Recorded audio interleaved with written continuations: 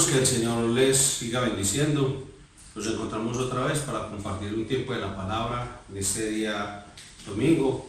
Es un día muy especial porque para hoy está programado un tiempo de ayuno. Esperamos que algunas personas se hayan comprometido con un tipo de ayuno, también de oración, con unos motivos específicos que ya saben, los hemos recibido también por audio, por video, en fin. La iglesia tiene que unirse en oración y unirse en ayuno, y también que la iglesia escuche junta la palabra de Dios. Alguien me preguntó si podía escuchar estos mensajes, estos audios o ver las predicaciones a cualquier hora. Eso es cierto, sí lo puede hacer porque se han dispuesto de esa manera. Sin embargo, la idea es mantener un orden de culto, es decir, que a la hora que empieza habitualmente la reunión en la iglesia, lo hagamos.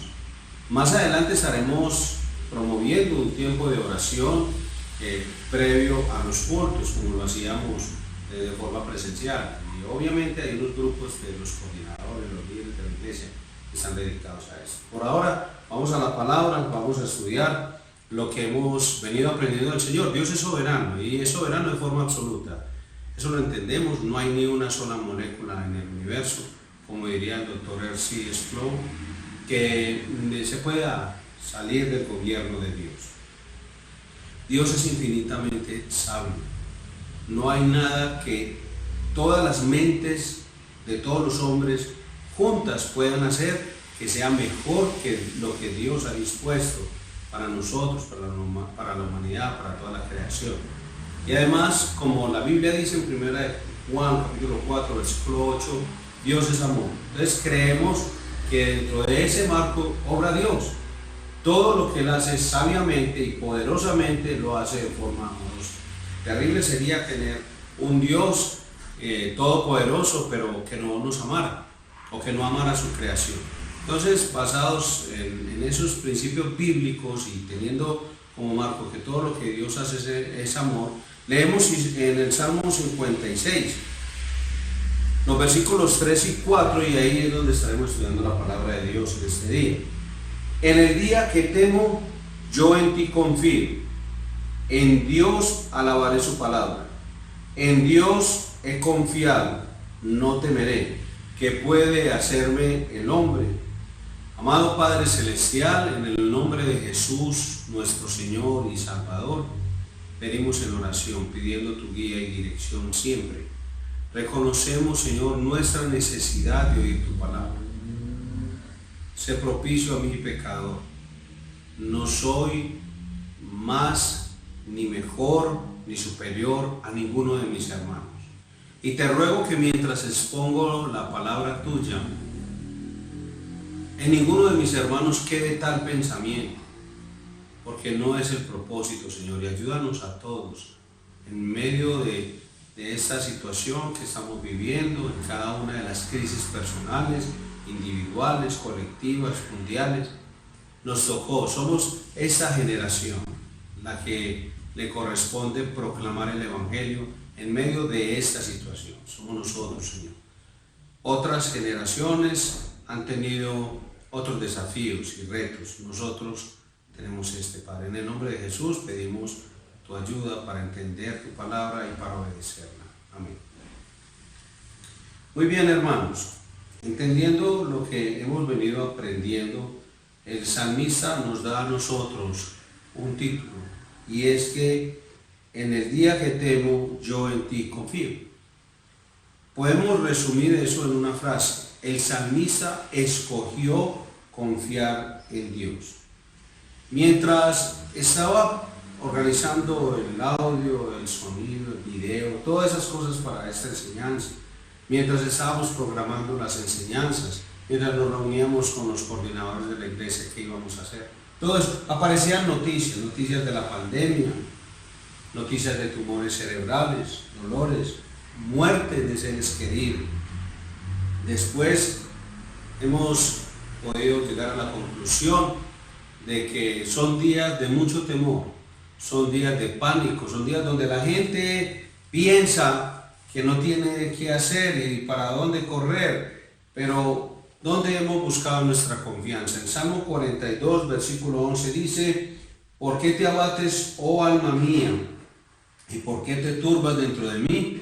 Espera en Dios, porque aún he de alabarle, salvación mía y Dios mío. Debemos encontrar en Dios nuestra confianza en momentos difíciles. Y volviendo a ese Salmo 42:11, dice: Señor, escojo, cuando el salmista habla consigo mismo, ¿por qué te abates, oh alma mía? Le dice, espera en Dios. O sea, escojo no estar desanimado, escojo no estar perturbado, escojo poner mi confianza y mi esperanza en ti. Yo creo que los sentimientos, las emociones, que es algo muy claro para aquellos que han estudiado la Biblia, que son los puntos de ataque de Satanás. Esos sentimientos, esas emociones van cambiando en la medida que yo escojo confiar en Dios. Porque no es algo que va a ocurrir solo porque sí, yo soy cristiano, entonces me levanto por la mañana y confío en Dios. No, es una decisión. Yo escojo confiar en Dios. Y el Señor va haciendo en mí que yo recobre la paz, que yo recobre la confianza. Igual que el salmista decidió confiar en Dios en sus momentos de angustia. Eso lo acabamos de leer en el libro de los Salmos, capítulo 56, versículos 3 y 4, que es el texto que hemos escogido para este tiempo. David, el salmista, estaba admitiendo que tenía miedo, Él no fue presumido, no fue arrogante. Él dijo, en el día que temo, yo en ti confío. Él, a pesar de ser quien era, lo hemos leído, un hombre muy valiente, un hombre muy hábil en las batallas, él no salió a exhibir sus cartones, sus créditos y sus credenciales. Él no salió a decir, esto he sido y yo soy, yo no le temo a nada ni a nadie, y lo único que me da miedo es tener miedo. No, esas son frases arrogantes y de petulancia, y muchas veces, lamentablemente, nosotros los que hemos estado predicando la palabra de Dios, los que decimos ser predicadores o pastores y demás, hacemos mucho daño a la iglesia cuando en nuestra predicación dejamos la sensación a los hermanos de que somos muy fuertes, somos muy poderosos, que no hay nada que nos pueda abatir, no hay nada que nos pueda quebrantar. En fin, en muchos libros están enfocados en eso, y eso realmente está apelando a la codicia del hombre. Y está apelando a la culpa de aquel que me está viendo y que me está oyendo. Porque el otro va a sentirse tan agobiado al no ser como yo, y pongo eso entre comillas, y entonces ahí es donde tenemos que decir, Señor, sé propicio a mi pecado. Yo no quiero ser un instrumento para que mis hermanos lleguen a pensar que ellos tienen una vida sin recursos y sin la ayuda del Señor. Entonces, el salmista dice, en el día que temo yo en ti confío. Hay frases que en ese tiempo de crisis que están saliendo y salen como de súper valientes, hombres súper poderosos, y han salido predicadores, y sabemos que existen predicadores de la mal llamada teología de la prosperidad, y estos hombres hacen mucho daño porque le dicen a la humanidad, le dicen a las personas, a sus hermanos en la fe, que ellos pueden lograr cosas de las cuales Dios nunca se ha comprometido a hacer. Es el ser humano, como dice la Escritura, aquí es el hombre de Dios quien debe escoger confiar en Dios, debe determinar poner su confianza en el Señor sin arrogancias, sin falsas valentías y todo lo demás. De hecho, cuando leemos en el Salmo 56, en la Reina Valera, dice un título, es oración de confianza, y dice ¿cuándo? Es cuando los filisteos tomaron preso a David. Entonces el texto dice, oración de confianza al músico principal sobre la paloma silenciosa en paraje y muy distante, Victán de David, cuando los filisteos le prendieron en Gat. La narración de este incidente, usted lo puede leer en el primer libro de Samuel, capítulo 21, versículo 12. Esa narración histórica dice que tuvo gran temor de Aquís, rey de Gat, 21:2. Pero a pesar de eso, ¿qué dice la Escritura en el Salmo 56? En el día que temo, yo en ti confío. En los Salmos encontramos varias veces esa decisión de confiar en Dios, escogiendo descansar en Él, a pesar de las apariencias.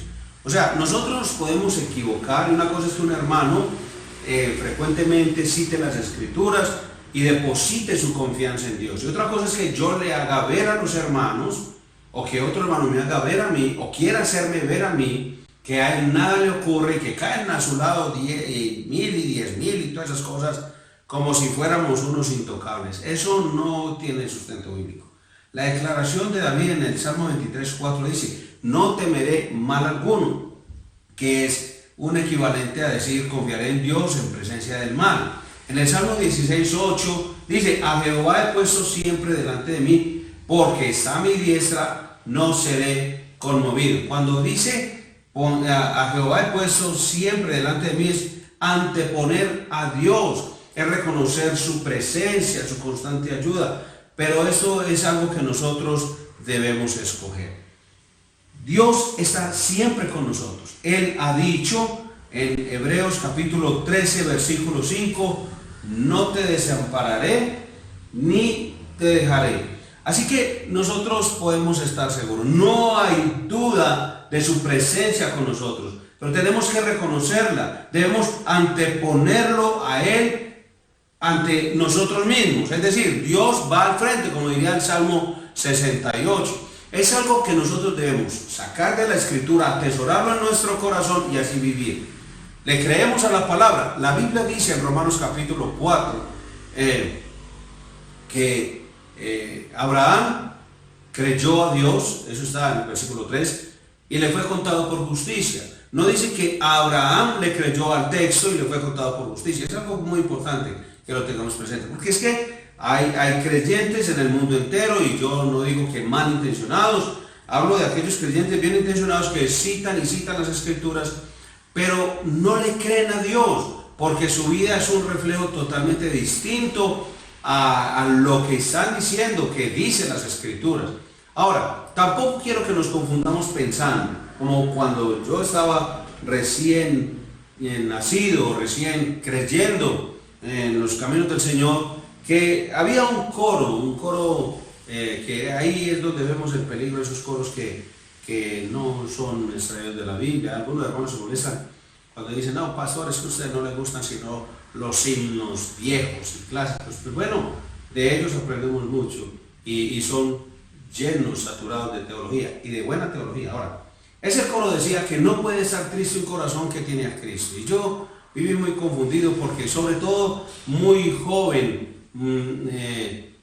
falleció mi madre y yo vivía en esa confusión. ¿Cómo podría yo vivir una emoción natural, real, y procesar esa emoción sin desobedecer? Porque me ponían con ese coro y además las enseñanzas de algunos hermanos, diría yo, bien intencionados, en una situación donde, bueno, no puedo tener ninguna tristeza. Eso no es lo que dice la Escritura. Ese no es el salmista.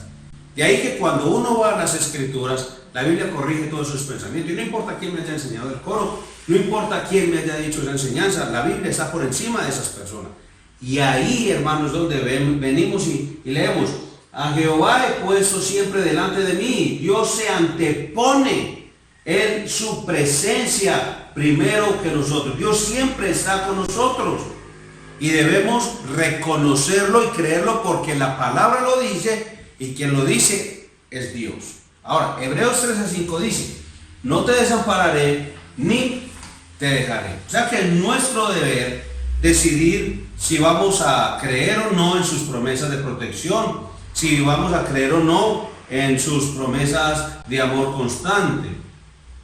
Una mujer llamada Margaret Clarkson, hablando de cómo debemos llegar al punto de aceptar la adversidad en nuestras vidas, dijo: esta siempre comienza con un acto de voluntad de parte nuestra.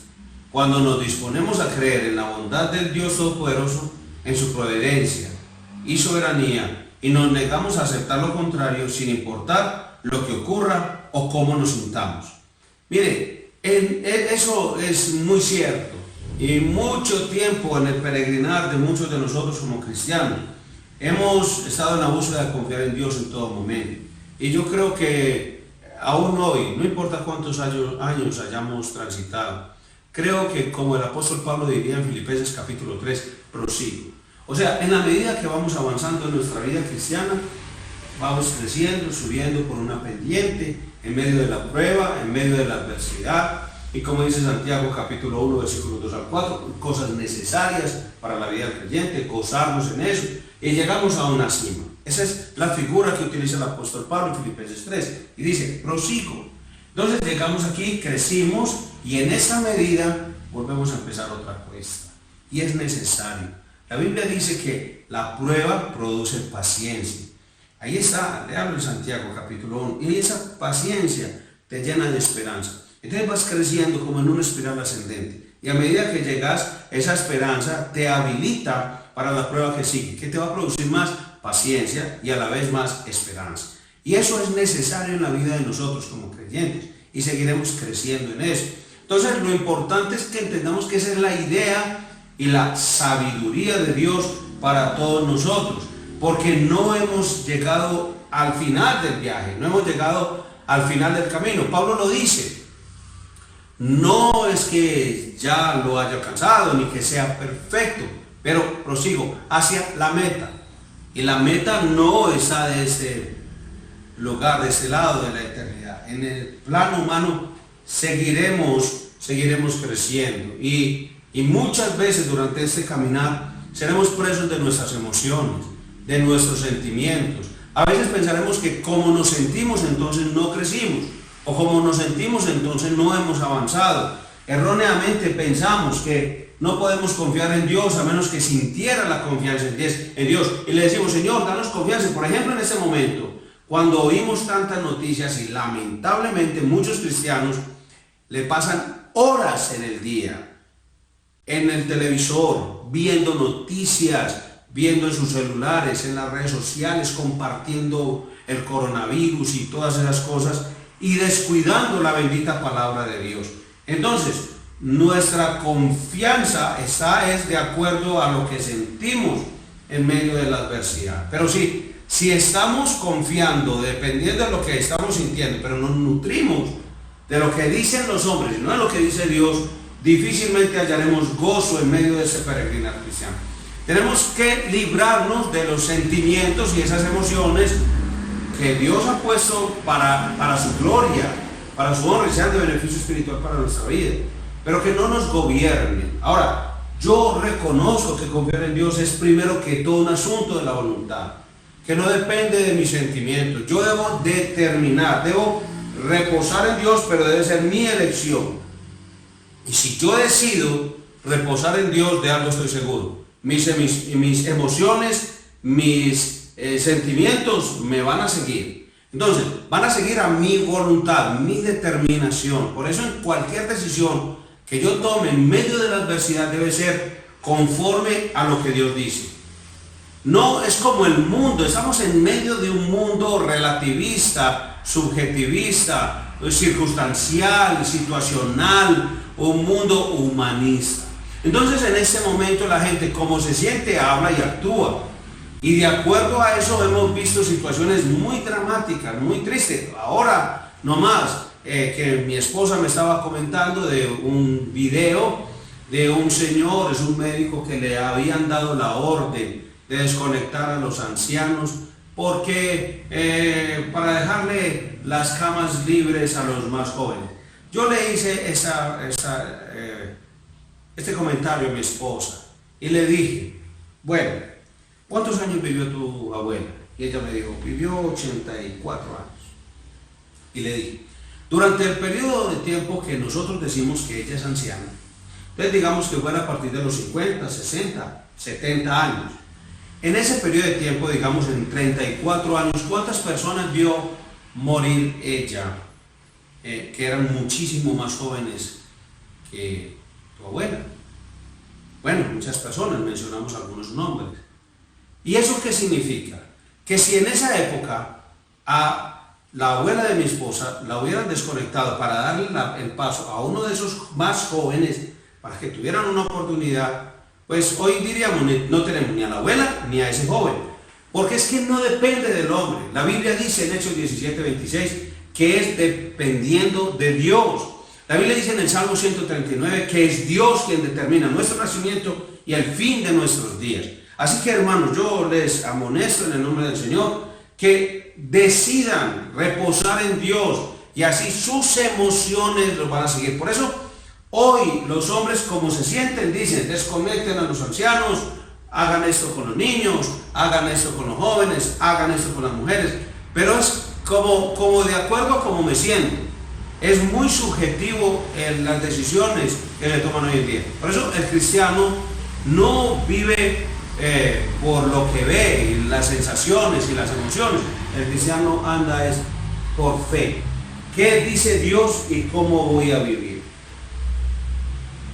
He dicho que confiar en Dios es ante todo un acto de la voluntad. Pero vamos a modificar un poquito esa afirmación. Es decir, es una cuestión de conocimiento.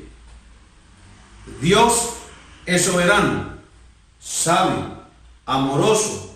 Eso lo tenemos que saber y lo hemos visto en otras enseñanzas anteriores. Y bueno, en fin, ya lo hemos estudiado. Pero si hemos sido expuestos al conocimiento de la verdad, debemos entonces escoger de creer la verdad sobre Dios, la cual nos ha sido revelada, o dejarnos llevar por nuestros sentimientos. Si vamos a confiar en Dios, debemos entonces decidirnos a qué le vamos a creer.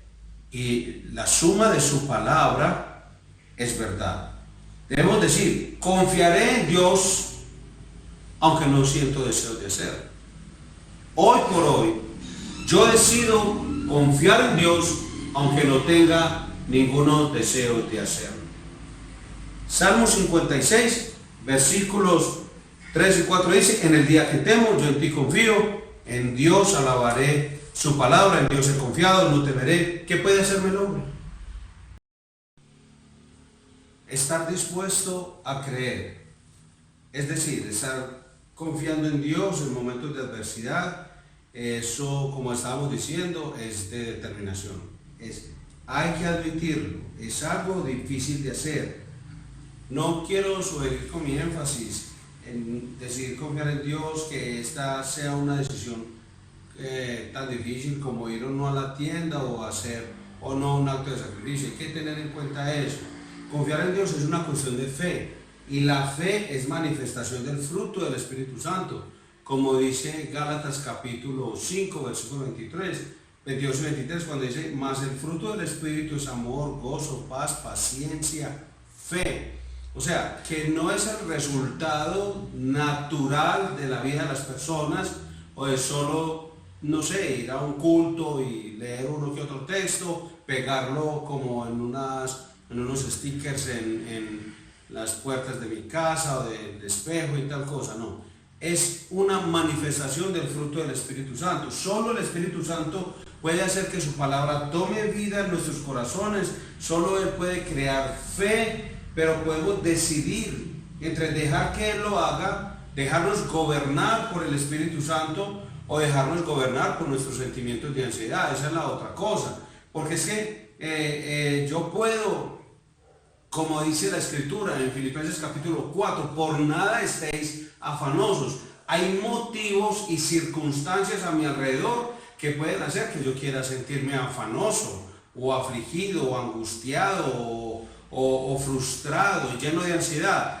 Pero la palabra me manda a no estar frustrado, la palabra me manda a no estar afanoso. Entonces, lo que estamos entendiendo por la palabra de Dios es que yo puedo dejarme gobernar por mis sentimientos de ansiedad, de frustración, de resentimiento y de agravio, o puedo poner mi confianza en Dios. Pero eso es el resultado de la obra del Espíritu Santo en mí. John Newton, que es el autor del himno que tanto conocemos y amamos, de Sublime Gracia, observaba cómo el cáncer estaba matando lentamente y dolorosamente a su esposa durante varios meses. Cuando él recordaba esos días, dijo, y cito: creo que fue 2 o 3 meses antes de su muerte que me encontraba caminando de un lado para otro del cuarto, elevando oraciones provenientes de un corazón angustiado, cuando de repente me golpeó un pensamiento con una fuerza poco usual para el efecto.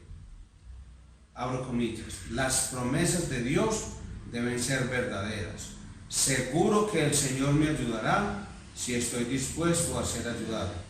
Se me ocurrió que, cierro comillas, se me ocurrió que a veces nos dejamos llevar por un indebido mirar a nuestros sentimientos. Permitimos esa tribulación no provechosa, la cual nos exige nuestra acción y paz para resistir más allá de nuestras fuerzas. Inmediatamente dije, en efecto estoy desamparado, pero espero desear sin reserva que tú me ayudes. John Newton fue ayudado de una manera sorprendente, pues en los meses restantes en que su esposa estaba con el cáncer, se dedicó a las labores de ministro, predicó la palabra y podía decir él: durante toda mi dolorosa prueba cumplí con todos mis oficios regulares y los ocasionales, como de costumbre, y ningún extraño hubiera descubierto por mis palabras o miradas que estaba en problema. La aflicción de tanto tiempo no evitó que predicara cada sermón, y prediqué el día en que murió. Prediqué 3 veces mientras ella yacía muerta en la casa, y después que fue colocada en la bóveda también el sermón de su funeral. ¿Cómo fue ayudado John Newton? Es que ¿acaso John Newton tenía unas ayudas diferentes a las que nosotros tenemos? ¿O John Newton tenía unas capacidades distintas a las nuestras? Pues si leo la palabra de Dios, yo creo que usted y yo tenemos a Dios, el Espíritu Santo, morando en nosotros. Y lo que dice la palabra en 1 de Pedro capítulo 1, versículos 22 y 23, que las habilidades que hemos recibido por Dios, la capacidad, es Dios diciéndonos a nosotros: haga lo que debe hacer, porque le he dado con qué hacerlo. Y Gálatas 5, 22 y 23 nos dicen lo mismo. Santiago capítulo 1, versículos 2 al 4. O sea, lo primero que pasó con John Newton es que él decidió ser ayudado. Él dijo como el salmista: el día en que temo, yo en ti confío. O sea, él no estaba esperando como una fuerza extraña, un viento, una sombra o una luz, o algo que apareciera en su habitación, o algo que ocurriera de repente y de forma espontánea. No, él decidió ser ayudado por Dios. Él se dio cuenta que era su deber resistir más allá de sus fuerzas. Es una dosis poco común de dolor y de tribulación. Entiendo que lo que él captó o aprendió en medio de la tribulación es que dejarse llevar por la autocompasión es pecado. Cuando nosotros empezamos a lamer nuestras heridas pensando: no, yo soy el que más sufro y nadie está sufriendo más que yo, y si Dios es así, ¿por qué entonces permitió tal cosa? Y si Dios es amor, ¿por qué hace tal otra? Entonces, ¿por qué le pasan cosas malas a la gente buena? No, él se volvió al Señor, ni siquiera pidiendo. Él siquiera estaba rogando o suplicando, no, él estaba indicando su disposición para ser ayudado. O sea, él dijo: yo necesito ayuda, y necesito la ayuda sobrenatural de Dios, como él quiera. Él no estaba condicionando a Dios, que ese es otro de los temas graves de la iglesia moderna. Condicionamos a Dios en la forma en que le pedimos o nos referimos a Él. Él dijo: no fui sustentado por consolaciones sensibles, sino por haber podido aceptar en mi mente algunas grandes verdades fundamentales de la palabra de Dios. Sí entiende lo que él está diciendo. Él aceptó que las verdades de Dios tenía que creerlas, pero para creerlas tenía que saberlas. O sea, el Espíritu Santo de Dios le ayudó haciendo que la verdad de la Escritura tomara vida para él. Pero ¿de dónde? Ahí tenemos los cristianos de hoy en día, y voy a usar una palabra muy fuerte y no lo tome personal, a menos que sea para usted. Pero hay muchos cristianos mimados y flojos en la vida cristiana. Se quejan mucho, lloran mucho delante de Dios por todo lo que les está sufriendo, pero nunca van a la palabra de Dios, no conocen a Dios, adoran a un Dios al que no conocen, le oran a un Dios al que no conocen. Cantan y alaban y piden a un Dios que no conocen. Si fueran a la Biblia, dirían como el salmista: en el día que temo, yo en ti confío. Es decir, termino, resuelvo, en mi decisión, escojo confiar en Dios, y el Espíritu Santo de Dios va a usar esa palabra suya para que esa verdad que Él ha inspirado tome vida en nosotros. Él escogió confiar en Dios. Él se volvió hacia Él con una actitud de dependencia. Igual nosotros vamos a ser capacitados para entender las verdades de las Escrituras. Pero ¿cómo va a ocurrir? Si primero nos llenamos de las Escrituras. Colosenses capítulo 3:16 dice la palabra de Dios, que la palabra de Cristo more en abundancia en vosotros. O sea, su decisión, la oración, la palabra de Dios fueron los elementos cruciales que le ayudaron a confiar en Dios. El mismo David que dijo en Salmo 56:4, en Dios he confiado, no temeré, dijo también en el Salmo 34:4, busqué a Jehová y él me oyó y me libró de todos mis temores. No hay conflicto entre decir, no tendré miedo, y pedir a Dios librarnos de nuestros temores. David reconoció que era su responsabilidad confiar en Dios, pero también que dependía de él para poder hacerlo. Cada vez que nosotros enseñamos sobre la santidad personal, hacemos énfasis en que somos responsables de obedecer la voluntad de Dios, pero que dependemos del Espíritu Santo para poder hacerlo. El mismo principio se aplica con relación a la confianza en Dios. Somos responsables de confiar en Él en momentos de adversidad, pero dependemos del Espíritu Santo para poder lograrlo. Entonces, permítame enfatizar algo finalmente. Confiar en Dios no quiere decir que no experimentemos dolor, sino que creemos que Él hace su obra a través de nuestro dolor para nuestro bien. Queremos decir que nos remontamos a las Escrituras reconociendo su soberanía, sabiduría, bondad. Le pedimos a Dios usar su palabra para traer paz y consuelo a nuestro corazón. Significa sobre todo que no pequemos contra Dios, dejando que pensamientos duros y dudosos sobre Él se alberguen en nuestro corazón. Esto significa que con frecuencia tenemos que decir, Dios, no entiendo, pero confío en ti. Padre, en el nombre de Jesús, trae consuelo a nuestros corazones. Fortaleza, Señor, en medio de la situación que cada uno de nosotros estamos viviendo, la que vivimos individualmente, como ciudad, como iglesia, como país. Ayúdanos, Señor, y que tu palabra sea la que nos conforte, Padre, porque si no estamos en tu palabra, si no te oímos, Dios, ¿a quién iremos? Como dice tu palabra. Bendito seas, Dios, por las sagradas escrituras que has dejado para nosotros, y bendito seas por tu Espíritu Santo, que nos ayuda todo el tiempo, Señor, a que esa palabra cobre vida en nuestros corazones. En el nombre de Jesús, gracias, amén.